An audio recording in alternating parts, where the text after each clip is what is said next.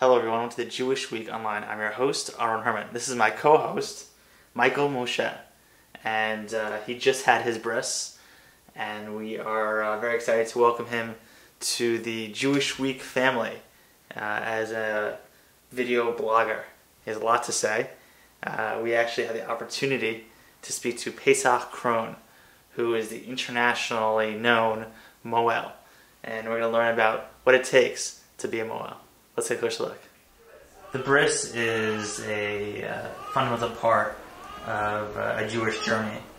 And you have a very interesting story in how you've become a world-renowned facilitator for Jews around the world. Talk a little bit about how you got started.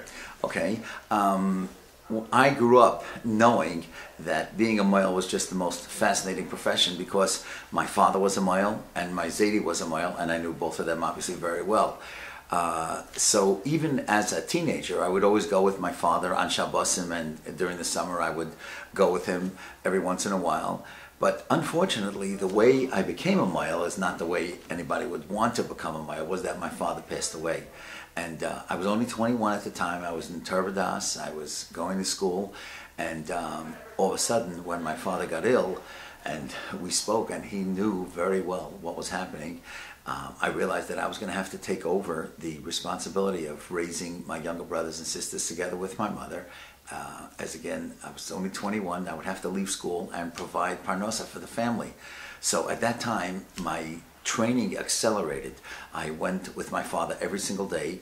I had hospital training. There were doctors that were very, very kind to me and to my father to allow me to train in hospitals. And that's when I became a Mohel, actually, in June of 1966. Just this morning, I did a bris for a fellow that I did 42 years ago.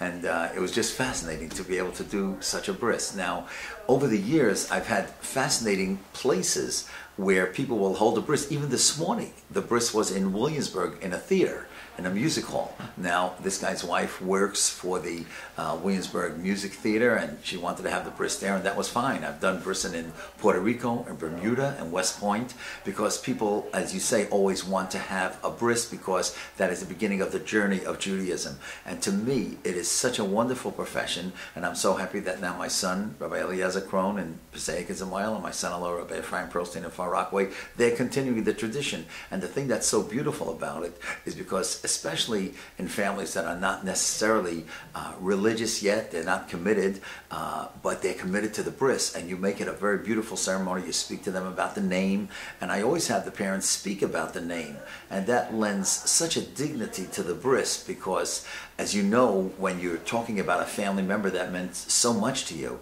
that all of a sudden there's crying and there's emotion, and the bris becomes a very, very holy event and a great way to start a little boy off on his journey of Jewish life. And, you know, with this former Soviet flocks, and you have people converting, and what's the process? Is it the same process? Well, let me say two things about the Soviets. One of the aspects of the Soviet Jews was in Soviet Russia, they were not allowed to have any bris at all. So a person could grow up as a Jewish child. Of course, he didn't practice anything because they weren't allowed to practice anything, and he did not have a bris. So then when they came to America, there were thousands and thousands that had brisin in hospitals, because that's where we would do them, because obviously once a baby is 6 months or a year old, you want to do it in the hospital. That's the safest place to do it. So that was one aspect. Now, conversion is a totally different thing. These Soviets who came, they were not converting, they were Jewish people. So they needed a bris, but they needed like an adult circumcision. So the way I would do it is I would do it together with a doctor, and many times there was a urologist there. They would do the suturing, which of course you don't need by an infant, and then you would need an anesthesiologist, again, which you don't need by an infant. But for the Soviets, it was a tremendous commitment of a love of Yahadus to be able to do the mitzvah. And I have many, many stories like that of people who went through it as adults, and it was just incredible. So what's the advice you give to new parents Because obviously, like, this is a lot's happening. Right. You know? Now, I understand, for example, that new parents will be very nervous before bris. After all, it's a little boy. He's only 8 days old. He's having an operation. There is some bleeding involved. There is medical aftercare that has to be taken care of. And especially with a firstborn child, what you have to do is you have to win the confidence of the people. In other words, to make them understand that this is something that you've done hundreds, if not thousands of times, and certainly in my case it's thousands of times, and just to let them know that, of course, their child is very, very precious and that we will give the ultimate care. Many miles come before, certainly many miles come afterwards, and obviously to give printed instructions, as I always do, and to be available literally 24/7. Was there a specific bris that was like, you know, as a professional, there's like that aha, like, wow, that was something special, or is it unique or different? Can you think back? Okay, that's a very good question. I mean, there have been many brises that have been very special. I think one of the most special brises is when I had Rav Moshe Feinstein to be sandik. You know, the male has to adjust the hands of the sandik to make sure that he's holding the baby properly. Do you know what it is to hold the Gadol Hadar's hands in your hands and move his hands along the legs of the baby? I had Rabbi Yashiv in Eretz Yisrael to be the Sandik. I had Rab Chaim Kanievsky when I was in Eretz Yisrael. I had Rab Nassim Tzvi Finkel, the Matistov Rav here in New York. So when you have great tzaddikim, Rav Hutner was a Sandik once at a bris that I did. So these are very, very special. Of course, one of the most special brises is to be able to do the bris on your own son. Now, many people ask me, aren't you nervous? Well, I'll tell you the truth. You are nervous before, but once you start, once you're in it, it's like any other bris, and you know, you're just focused. So the bris of your son, and Baruch Hashem, I've had the schus to do on my grandsons, and now that I've been a mohel over 40 years, every single week without fail, including the one this morning, is one that I did the father. As a matter of fact, the father, the grandmother showed me pictures of what I looked like in 1970. Well, I was a little skinnier then, but you know, one of my friends came over to me during the bris, like, he didn't me. Yeah, right. Yeah, there was a guy, an unmarried guy, a Sephardi guy. Yeah, he came over to me. Right. So that's always very, very nice. And like how do you prepare? Obviously, you know, you've done this for 40 years. Is there any preparation that you do, like mentally? You mean mentally? Or well, you know, what I try to do is when I try to speak to the parents, and you see, obviously with the religious family, they're going to have the Hebrew name. It's not a question of they're not knowing the Hebrew name; they'll know it.